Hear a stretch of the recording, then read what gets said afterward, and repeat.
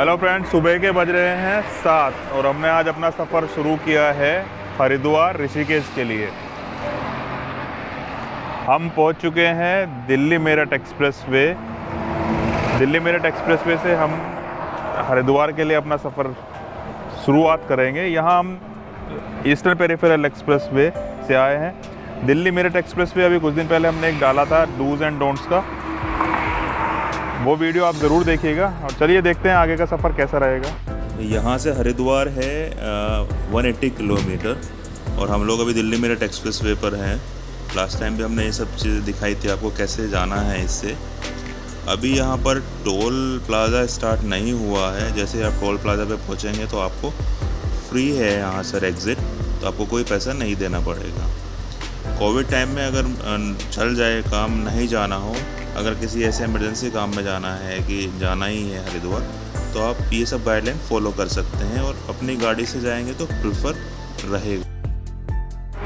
तो टाइम हो गया है 7:30 और हम लोग पहुंच चुके हैं मेरठ।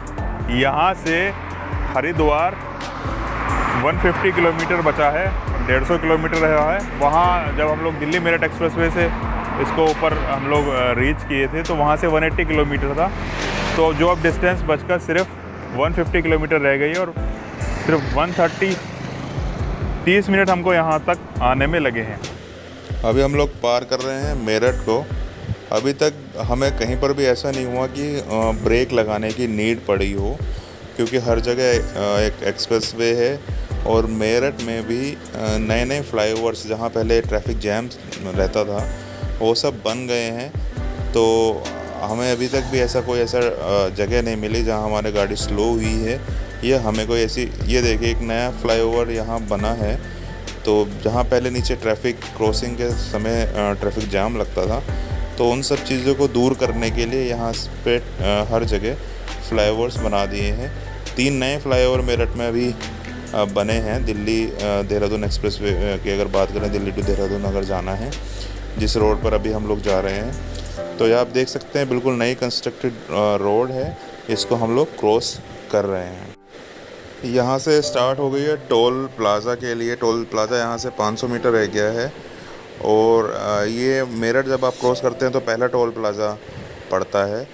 यहाँ पर कुछ सामने से अभी हम लोगों को थोड़ा सा भीड़ दिख रही है कि हो सकता है यहाँ हमको रुकना पड़ जाए। चलिए देखते हैं क्या स्थिति पोजीशन रहती है।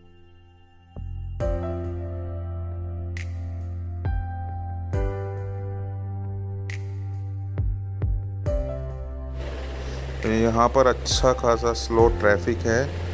और स्लो क्या, ये तो अच्छा खासा लंबा जाम है। दिल्ली मेरठ एक्सप्रेसवे से जो हम स्लो हुए हैं वो सिर्फ अभी यहाँ वेस्टर्न टोल प्लाज़ा है, जो मेरठ को क्रॉस करने के बाद पड़ता है, यहाँ पर हुए हैं। और यहाँ कुछ शायद किसान आंदोलन के समर्थन में, सपोर्ट में, देखिए वो झंडा आप देख रहे होंगे। कुछ लोग बैठे हैं जिन्होंने कुछ सिर्फ 2 पैसेज ही ओपन किए हुए हैं, 2 एंट्री के लिए और 2 एग्ज़िट के लिए। तो इसी वजह से ये शायद ट्रैफिक स्लो है, यहाँ पर ज़्यादा भीड़ लगी हुई है। और आपके पास अगर फास्टैग है आपकी गाड़ी में तो आप इजीली पास कर जाएंगे, क्रॉस कर जाएंगे। तो हमने यहाँ पेमेंट दे के इसको क्रॉस कर लिया है। यहाँ पे 1 वे का पेमेंट आप दे सकते हैं अगर आप लोकल हैं, लेकिन लोकल के लिए आपको फास्टैग इनेबल कराना होगा, तभी आप रिलैक्सेशन पा सकते हैं। तो अभी तक सिर्फ हमें टोल प्लाज़ा पे रुकना पड़ा। लगभग 10 से 15 मिनट यहाँ पे हमें लगे। बाकी मेरठ क्रॉस करने के बाद भी नए ओवरब्रिज और नए फ्लाईओवर्स आपको मिल रहे हैं देखने के लिए हम लोगों को। तो ये नए बने हैं, कुछ पहले अंडर कंस्ट्रक्शन थे और ये रेडी हो गए हैं। तो इस वजह से हम लोगों को अभी तक बिल्कुल भी कहीं पे स्लो नहीं है। देखिए आप साइड में कंस्ट्रक्शन का काम चल रहा है। और ये हम लोग खतौली के आसपास आ गए हैं। यहाँ पर भी ओवरब्रिज का काम जो पहले चल रहा था वो पूरा हो गया है। उसके साथ ही हम लोग साइड से इसमें निकल जा रहे हैं। जो ट्रैफिक के जो प्रॉब्लम पहले रहती थी कंस्ट्रक्शन के टाइम में, वो बिल्कुल भी आपको फेस करने के लिए अभी नहीं मिलेगी और आपका एक ईजी पैसेज होगा और आप इजीली इसको क्रॉस कर जाएंगे। खतौली के बाद अगर आप लेफ़्ट साइड में देख रहे होंगे कुछ रेस्टोरेंट्स आ जाते हैं। बहुत सारी खाने की फैसिलिटीज़ आपको मिलेगी। अगर आप रुकना चाहते हैं यहाँ पे आप स्टे कर सकते हैं, रुक सकते हैं, रिलैक्स कर सकते हैं। और करने के बाद आप फिर दोबारा से जर्नी को अपना स्टार्ट कर सकते हैं। साइड में ये सब चीज़ें दिखाने से क्या होता है कि जब आप अपना ट्रैवल करेंगे और अपना वीडियो देखने के बाद आप जब अपने इस रूट पे जाएंगे तो आपको ये सारी चीज़ें जैसे आपको दिखेंगी तो आप कोरिलेट कर पाएंगे कि हाँ ये चीज़ मैंने देखी थी, ये पहले से पता है कि यहाँ रुकना है, इसके बाद ये आएगा, यहाँ ये इस एक्सप्रेसवे के बाद या इस ओवरब्रिज के बाद हमें इस वाली रोड को लेना है। तो कंटिन्यू खतौली से मुजफ्फरनगर के बीच में आपको लेफ़्ट साइड में बहुत सारे रेस्टोरेंट मिलेंगे और ये मिडवे है। और राइट साइड में भी जब आप आएंगे तब भी आपको टाइमली मिलते रहेंगे कुछ डिफरेंट डिस्टेंस पर। तो जैसा आपकी सहूलत तो आप रुक सकते हैं। ये एक डाइवर्जन है, रोड कंस्ट्रक्शन हो रही है। ये पोर्शन है जब आप मुजफ्फरनगर पूरा क्रॉस कर लेंगे और आप जब सीधा हरिद्वार के लिए रुड़की के लिए वाली रोड जो लेंगे तो वहाँ पर उससे पहले आपको एक मिलेगा। ये पहला कंस्ट्रक्शन है मिला है हमें साइट जहाँ ओवरब्रिज रेडी हो रहा है, बन रहा है।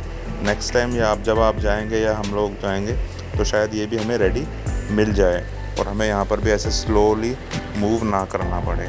स्लोली है, रुके नहीं है, लेकिन हाँ चलते जा रहे हैं। ऐसा नहीं है कि ट्रैफिक जैम हो गया है, कोई हमें ऐसी प्रॉब्लम फेस करने के लिए मिली है। जब आप मुजफ्फरनगर क्रॉस करते हैं तो आपको एक सामने तिरंगा दिख रहा होगा, ये बहुत ऊंचा तिरंगा आपको दूर से ही दिखाई देगा। तो आपको यहाँ से एक डाइवर्जन मिलता है, टर्न मिलता है। आप यहाँ से देहरादून भी जा सकते हैं, देवबंद भी जा सकते हैं, लेकिन आपको राइट साइड रखना है जिससे आप हरिद्वार जा सके। हरिद्वार ऋषिकेश का आपको एक बोर्ड दिखेगा। अगर लेफ़्ट हो जाते हैं तो आप देहरादून या देवबंद के लिए जा सकते हैं। देहरादून का एक नया एक्सप्रेसवे बना है, कोशिश करेंगे हम उसको भी डालने के लिए, देखने के लिए, अगर कभी हमारा जाना वहाँ होता है तो।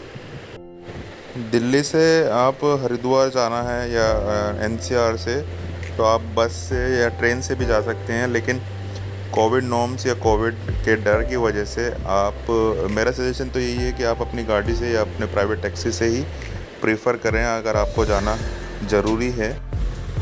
अगर पब्लिक व्हीकल की बात करते हैं तो दिल्ली से बहुत सारी ट्रेन्स अवेलेबल हैं हरिद्वार के लिए और बसेस भी बहुत सारी अवेलेबल हैं और बसेस से भी आप इजीली जा सकते हैं। नोएडा NCR या दिल्ली NCR की बात करते हैं तो बड़े जितने भी हमारे बस स्टैंड्स हैं वहाँ से सभी जगह से बसेस हरिद्वार के लिए, ऋषिकेश के लिए अवेलेबल रहती हैं। आप वो चेक कर सकते हैं, जा सकते हैं। पर कोविड के डर से आप लोग प्रेफर अभी प्राइवेट टैक्सी या अपना व्हीकल ही करें अगर आपको जाना। तो बात करते करते हम लोग पहुंच गए हैं हरिद्वार कुंभ सिटी, जो आपने पीछे बोर्ड देखा होगा। अभी क्या है कि हरिद्वार एक डिस्ट्रिक्ट है उत्तराखंड का, तो वो स्टार्ट हो गया है। पूरा हरिद्वार शहर तो अभी नहीं आया है। पहले क्या होता था, जब हम लोग आते थे मुजफ्फरनगर के बाद हमको ट्रैफिक मिलता था छोटे छोटे कस्बों में और वहाँ पर हम स्टक हो जाते थे। या फिर जब हम लोग रुड़की से पहले मंगलोर में आते थे, मंगलोर पे हमको जो आपने देखा होगा एक रिवर क्रॉसिंग रहता था, वहाँ पर हमें भयंकर जाम मिलता था। तो ये एक नया बाईपास बना है, यहाँ से ना तो रुड़की बीच में आपको पड़ेगा, ना आपको कहीं पर ट्रैफिक मिलेगा, ना किसी छोटे कस्बे पे आपको कहीं स्टक होना है। आप सीधा इसको बाईपास करते हुए थ्रू निकल जाएंगे।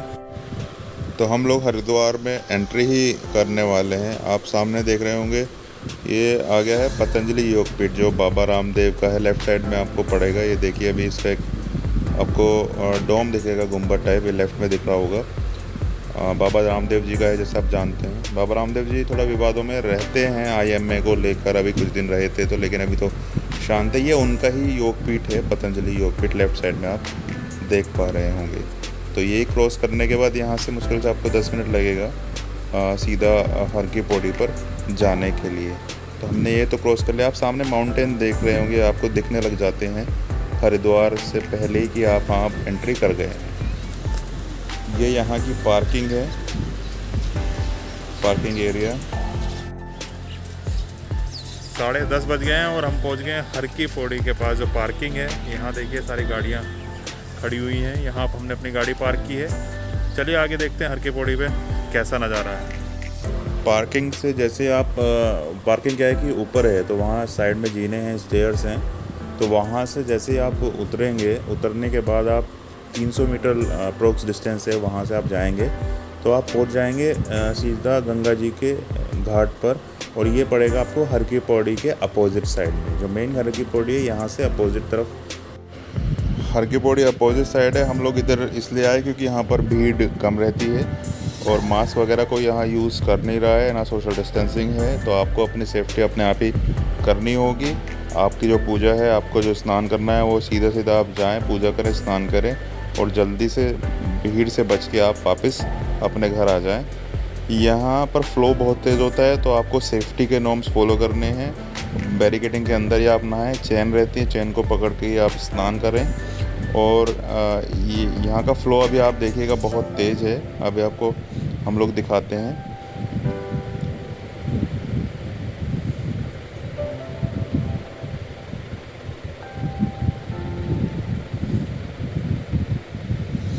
ये देखिए यहाँ कितना तेज़ फ़्लो है गंगा जी का।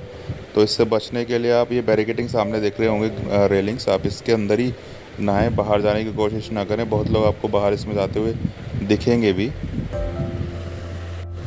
हरिद्वार से ऋषिकेश का भी हमने एक अच्छा वीडियो बनाया, वो ज़रूर देखिएगा। उसके लिए प्लीज़ चैनल को सब्सक्राइब करके रखिएगा।